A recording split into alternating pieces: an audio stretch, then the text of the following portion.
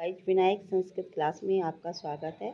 आज हम भाषिक कार्य के बारे में कुछ जानकारी करेंगे, साथ में प्रश्न निर्माण का वर्णन करेंगे। तो सबसे पहले हम बताते हैं भाषिक कार्य होता क्या है।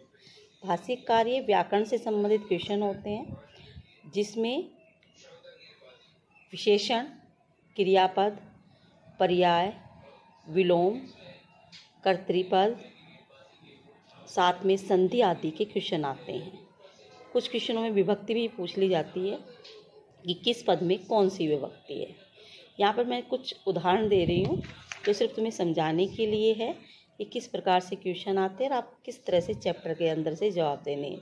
ये 9th क्लास के क्वेश्चन है, तो कुछ 1 या 2 चैप्टर के मैं समझाऊंगी, थोड़ा से वैसे भी इंटरनल समझाऊंगी, लेकिन आप इसे थोड़ा सा देख लीजिएगा कि जैसे इसमें विराम शब्द दिया है। ये प्रथम चैप्टर है भारत वसंत गीति चैप्टर से। इसमें विराम शब्द दिया है। विराम पदस्य विशेषण पदं, यानी इसका विशेषण बताना है। वीणा यानी विजीणा क्या हुआ, विशेष्य हुआ, और विशेष्य यानी जो इसका गुण है वो। तो वीणा का गुण क्या है, नई वीणा। नवीनाम इसका आंसर आएगा। नई वीणा को बजाओ। कैसी वीणा को बजाओ, नई वीणा। वीणा कैसी है, नवीन। तो जैसा सेम आंसर इसमें विशेषण है, विशेष्य होगा, वैसा ही विशेषण इसका आंसर होगा। तो इसका आंसर हो जाएगा नवीना। ऐसे अब ये तो हो गया विशेषण से संबंधित क्वेश्चन। दूसरा है इससे क्रिया, रसाला। आम क्या कर रहे हैं, आम कैसे हैं, आम क्या कर रहे हैं, ये सब चीज़ें जो क्रिया हमारी आम के द्वारा की जा रही है वही हमारा क्रियापद है। तो रसाला यानी आम के जो वृक्ष हैं वो क्या हो रहे हैं, सुशोभित हो रहे हैं। कैसे हो रहे हैं, सुशोभित हो रहे हैं। तो यहाँ पर आंसर आएगा इसका लसंती। लसंती आंसर आएगा इसका।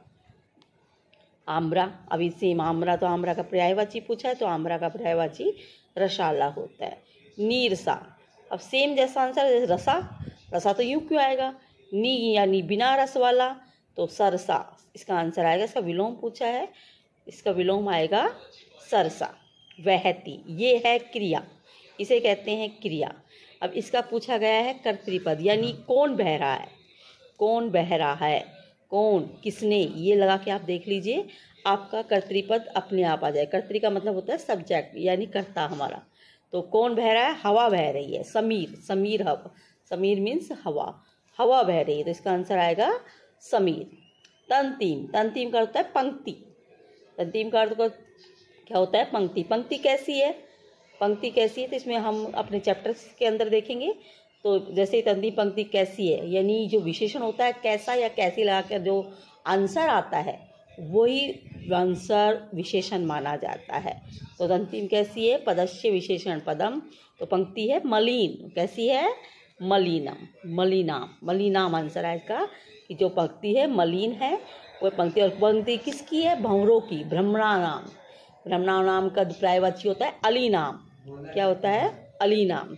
जैसे आपके क्लास के चैप्टर्स में जो लास्ट क्वेश्चन होता है पर्यायवाची, विलोम, किसी संबंधित जो हो जाता है, तो भ्रमणा नाम का जो पर्यायवाची होगा वो अलीनाम होगा। वृक्षे, वृक्षे पदस्य पर्याय। वृक्षे पदस्य इसी श्लोक में होगा।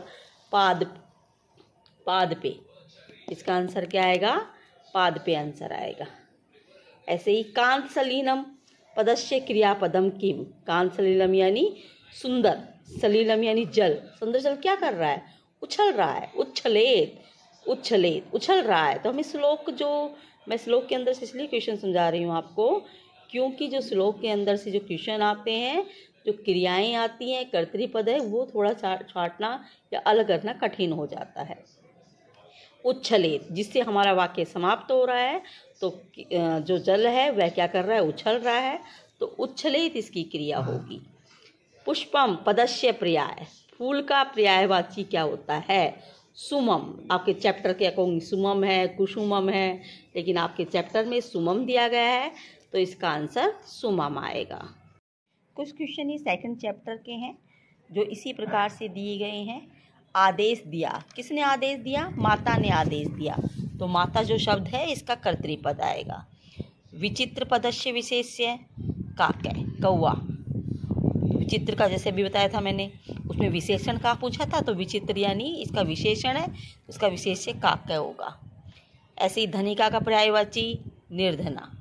मदिया माता कस्य प्रयुक्तम, ऐसे जो वर्ड आते हैं, ये क्वेश्चन एक नया है। मदिया माता कस्य प्रयुक्तम, मदिया माता ये किसके लिए आया है? मेरी माता, ये किसके लिए आया है? तो माता कौन है? निर्धना माता, स्वयं मात्रे, अपनी माँ के लिए आया है ये, स्वयं मात्रे। निर्धन वृद्धा ही, ये जो निर्धन स्त्री है उसके लिए। हम कोई सा भी क्वेश्चन होता है, स्वयं मात्रे भी सही है और निर्धन मात्रे भी सही है। शोक, शोक शब्द के लिए नया शब्द तुम्हारे चैप्टर में दिया है सेकंड में, सुचय। तो सुचय शब्द आएगा इसका पर्यायवाची। प्रहर्षिता बालिका न लेभे, तो इसके बीच के जो निद्रामपि, ये मैंने नहीं लगाया है क्योंकि प्रहर्षिता बालिका निद्रामपि न लेभे, जो हर्षित बालिका है। अब देखो इसका बालिका शब्द है, इसका जो विशेषण है प्रहर्षिता है और विशेष्य है बालिका और इसकी क्रियापद है लेभे। क्या है? क्रियापद। अब देखो कितने क्वेश्चन बन गए, इसमें से केवल क्रियापद पूछा है तो लेभे आएगा। सा प्रार्थयेत पदम, अब यहाँ पर सा किसके लिए आया है? वही तो ये सा किसके लिए? वह प्रार्थना करती है। कौन प्रार्थना करती है? सा स्त्रीलिंग वर्ड है यानी स्त्रीलिंगी है, तो करने वाली कौन है? बालिका। बालिका, यही आंसर। जैसा क्वेश्चन वैसा ही विभक्ति में आंसर होना चाहिए, यही है भाषिक कार्य का। प्रासाद, प्रासाद यानी भवन, मकान, इसका विशेषण स्वर्णमय है। और प्रासाद का यदि आपसे पर्यायवाची पूछ लिया जाए तो भवनम आंसर आएगा। समझ में आया? अब देखो एक क्वेश्चन है, ये हर चैप्टर में से आते हैं ये। जैसे मी जिसके अंत में आ जाए तो वहाँ हमें बिना सोचे समझे अहम आंसर कर देना है। ऐसे सी आंसर आ जाए, कोई से भी मध्यम पुरुष के बीच का वर्ड आ जाए तो अहम, युवाम, तुम, अहम, आवाम, यूयम, ये सब वर्ड आपको याद होने चाहिए जो विभक्ति के अकॉर्डिंग होंगे। मध्यम पुरुष में त्वम, युवाम, यूयम, उत्तम पुरुष में अहम, आवाम, वयम।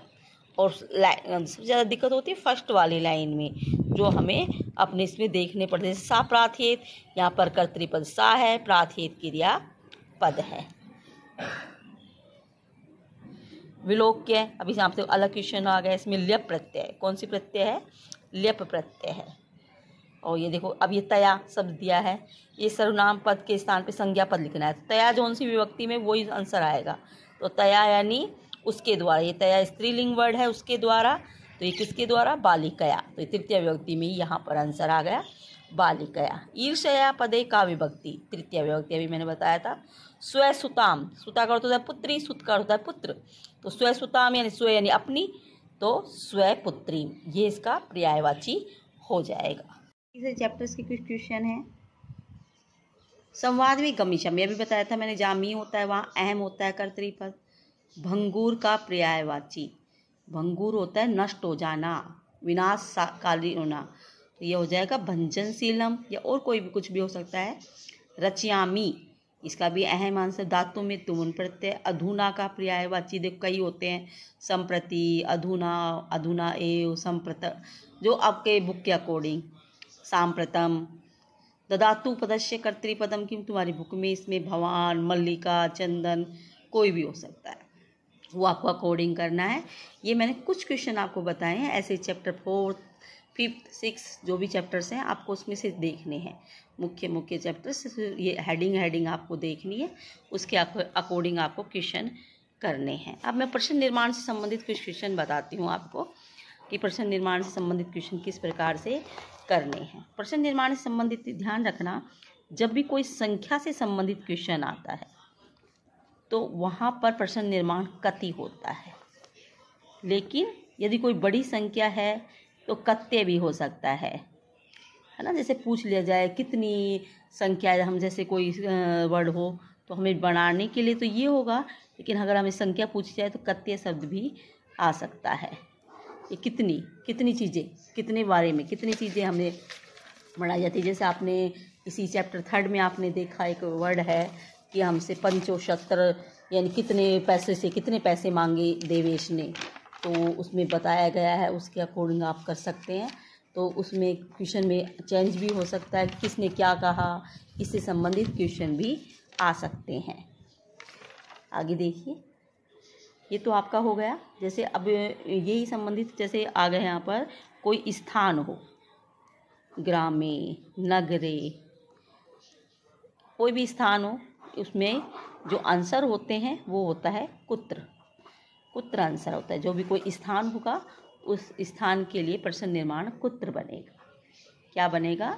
कुत्र बनेगा। और जब मैंने बताया था जो भी कोई संख्या है तो उस संख्या से लिए कियत। क्या बनेगा? कियत। कियत यानी कितनी।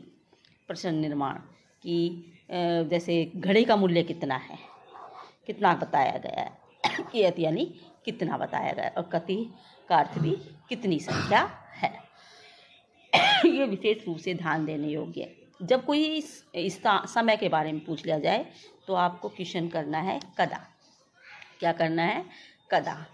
और अगर आपके वर्ड और फिर उसके अकॉर्डिंग आप देखेंगे क्वेश्चन के अकॉर्डिंग, ये तो आपके मुख्य हो गए कि कति संख्या, कियत भी संख्या है, एक संख्या पूछी गई है कितनी संख्या है। कति का अर्थ भी संख्या होता है।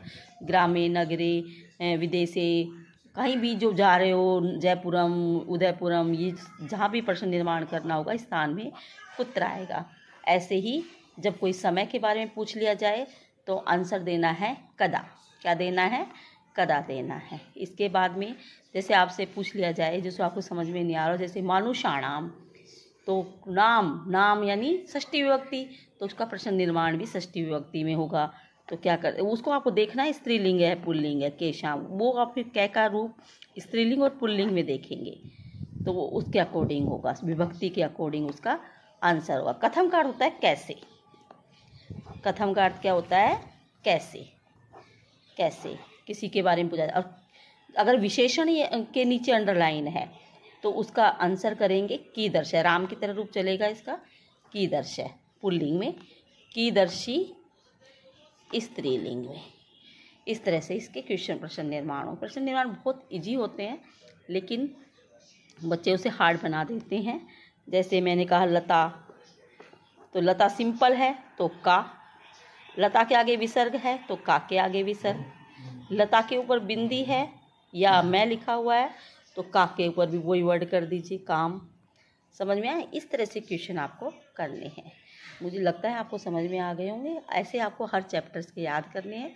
थोड़े थोड़े क्वेश्चन याद, क्या 1-2 चैप्टर के याद करेंगे, अगले चैप्टर अपने आप ही समझ में आ जाएगा। Thank you.